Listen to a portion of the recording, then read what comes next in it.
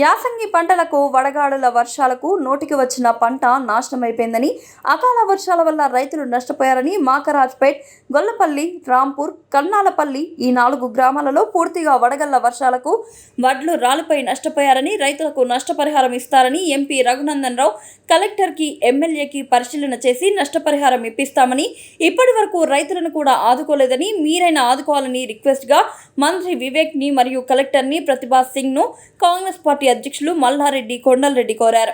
ఈ కార్యక్రమంలో చేగుంట మండల పరిషత్ నాయకులు మరియు జిల్లా నాయకులు, మార్కెట్ చైర్మన్, రైతు సమన్వయ అధ్యక్షులు, సర్పంచ్లు, వార్డు మెంబర్లు, రైతులు పాల్గొన్నారు.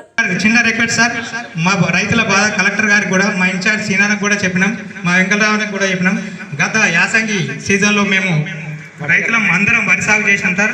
మక్కరాజుపేట 1, కర్నాల్పల్లి 2, రాంపూర్ 3, గొల్లపల్లి 4 ఈ 5 గ్రామాలు సార్ వడగండ్ల వానతో పూర్తిగా 100కు 100 నష్టపోయినాం సార్. మా అధికారులు కూడా నివేదిక తయారు చేసారు సార్. మా సినాన్న కూడా వచ్చిర్రు, పర్యవేక్షణ చేసిర్రు.